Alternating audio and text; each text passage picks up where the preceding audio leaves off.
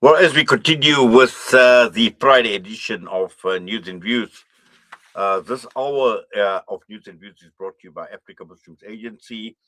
We still have got fired up with Hafiz Imran Chunara coming through this morning, and number of interviews that are lined up. But before that, being the day of Jummah, we seek inspiration and the blessed day of Jummah, Alhamdulillah, always in the company of our respected scholars and ulama.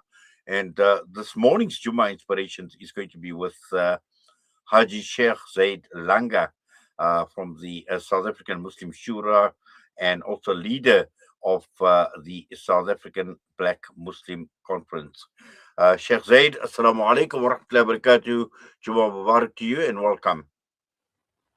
Wa alaikum salam wa rahmatullahi wa barakatuh. Jummah Barak to you and your listeners, and also salamu alaikum to all the listeners out there.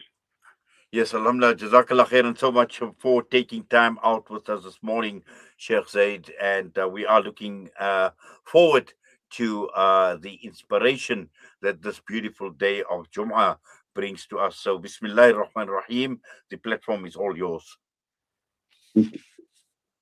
السلام عليكم ورحمة الله وبركاته. أعوذ بالله من الشيطان الرجيم. بسم الله الرحمن الرحيم.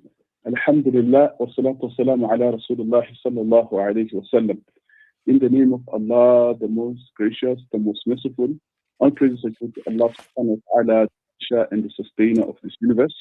I bear witness that Prophet Muhammad sallallahu alayhi wa sallam is the final of all the divine emissaries. We thank Allah subhanahu wa ta'ala for the beauty of life and the beauty of Islam that He has granted upon us. We are in the early stages or early days of the beginning of the of the Gregorian calendar, which is year 2026. We are in the month of January, and this marks the beginning of the year in the Gregorian calendar.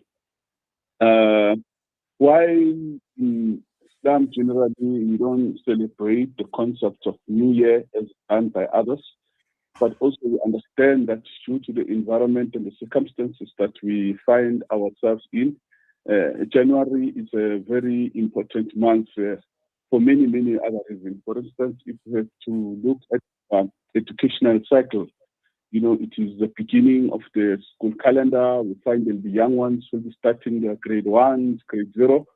Also, we know that some will be progressing to other grades, very important landmark grades like the high school. Some will be going to matric. But also we understand that there's an anxiety as well during this month, where many are waiting for their matric results, which somehow becomes a kind of plan and a map of what is going to happen afterwards. But others as well will be graduating from the university. So on the academic front also, we understand that the beginning of the year, it's very important for us. On the business front, we know that many business people have been very busy during the festive season. And January generally is a time to take stock, to take account of seeing how did the business do the previous year, did we meet our target, and what is the plan ahead for the new year in order for us to be able to, in order for the business to be able to thrive and make sure they do well. We also, in the month of January, understand as citizens of South Africa that, this is an important time where we have the State of the Nation address, where the president will come and give his plan for the year of what the government is to achieve, which affects us as citizens, both Muslims and everybody. We also, as the time goes on, we have the National Treasury that will explain all the financial implications of the country, our taxes, and many other things that are financially related in the country. And from the religious front as well, for the last, probably from last year, this and within the next 2 years, we'll be very lucky as well that we'll be starting here. We've seen one of the most important Islamic holy months. Currently, we are at the month of Rajab, so our January will somehow reach us in the month of Rajab and in the month of Sha'ban. So for us, this is a very important leader up to the month of Ramadan. So as we're starting the year, starting the year on a very high spiritual note, trying to create and establish our relationship with Allah subhanahu wa ta'ala. But what are the implications then if this month is so important to our lives as Africans, as Muslims? Is that number one, it creates an opportunity for us to be able to plan our activities as human beings. For instance, we have educational plan that is in place. How, preparing for a school for children, preparing for university for those who will be going there, and for those who will be graduating as well. They'll be having a plan, because after 4 or 5 years of studying, one will want to make sure that they get employment or start a business or do something constructive in our lives. So it becomes a very important aspect in as far as this is concerned. So we have all the academic plans that we'll have from your primary school right through up to the graduation level.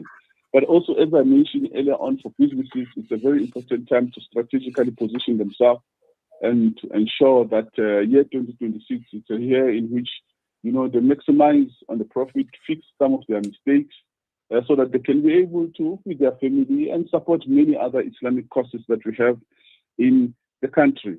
But the most important one as well is that sometimes as human beings, we plan, we plan many things that are related to our life, from education to business to health, from our personal development as well, our human interaction with the children, with the wife at home, that, this year I want my family to be like this. This year I want to spend more time with my family. This year I want to establish a relationship that I've broken with my siblings and with many other brothers, with regards to interpersonal relationship. But also, one of the main issues that we tend to ignore most of the time, maybe we think that it's maybe because in the month of Ramadan, but the good part of it is that the month of Rajab, we know that it's a precursor to the month of Ramadan. It leads us to that. Is that we need to consider our relationship with Allah subhanahu wa ta'ala as well.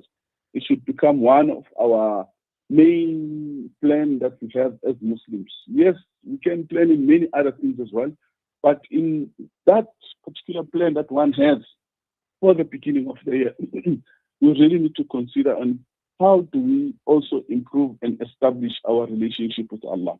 How do I become a better Muslim? How do I make sure that, I maximize on doing things that Allah subhanahu wa ta'ala loves? Yes, we are human beings. Sometimes we have multiple things and we fail to achieve them. But I believe that the little that we set our target for and we're able to achieve the good for us. For instance, now, if it is that probably in the previous year, one will pray Jummah only, try to increase that, you pray every day. If one maybe is a prayer, try to increase on istighfar, constant thinking of Allah's forgiveness. But also, in as far as the Quran is concerned, doing the tilawah and reading the Quran, try increasing that. These are all acts that actually establish our relationship with Allah.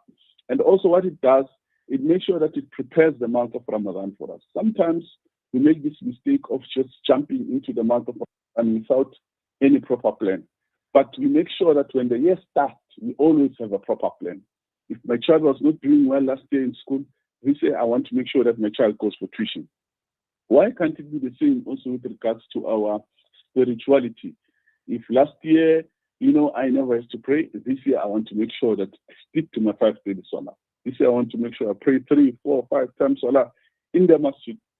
This year I get involved in issues that are uplifting the community and the country in general.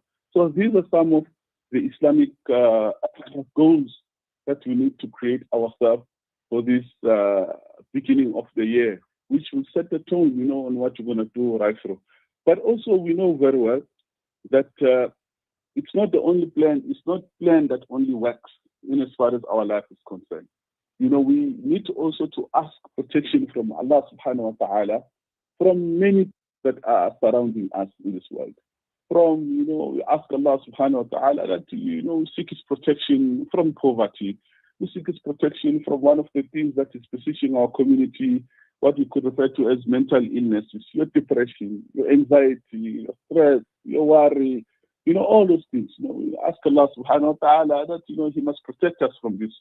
We also need to seek His protection in as far as poverty is concerned, that Allah must protect us from the poverty. We We ask him as well to make us as a strong ummah.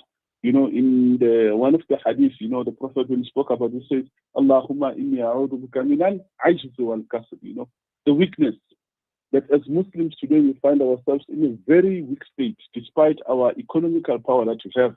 But somehow we are built on a weaker side in a way that anybody can do whatever they like with us. We are unable to help many of our brothers that are facing stress through oppression and many other means in the world. The issue of the Palestinians, despite us having very powerful Muslim countries, very powerful Muslims who are very good financial resources, but somehow we are weak, we are unable. So we need to ask Allah subhanahu wa ta'ala for sustenance.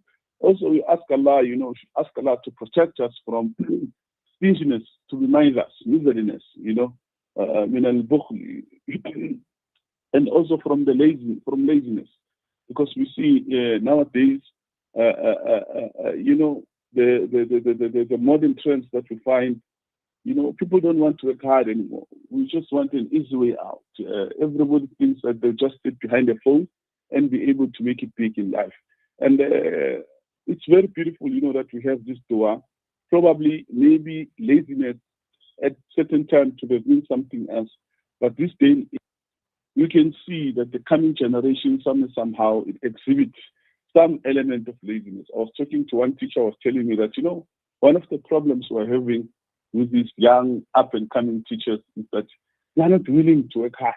For them to stand in front of the class and talk and do their work, it's a boring kind of a task. The studies, the principle of adhering in a business ethics and working and building up your business load. We just want a fast-paced kind of life. And all these things have got some element of laziness. And the Prophet ﷺ has asked us, has encouraged us that we should make dua and seek protection from Allah subhanahu wa ta'ala from all these kind of illnesses that we have today. So inshallah, in short, without taking too much time, we ask Allah subhanahu wa ta'ala to be able to make our plan successful.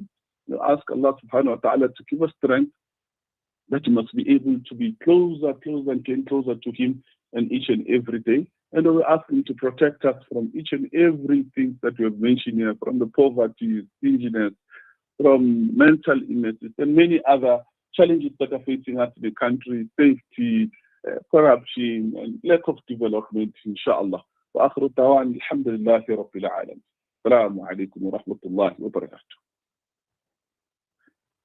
Alaikum salam wa rahmatullahi wa barakatuh. Ameen ya Rabbal Alameen. Jazakallah khairan so much, Sheikh, for the wonderful nasiha and keeping us inspired, energized, and motivated as we look ahead at this beautiful day of Jummah, and as we look ahead at the year as well. A lot of food for thought in what has been said, and Allah grant us the ability to understand and to practice, and Allah reward you for your efforts as well, Sheikh.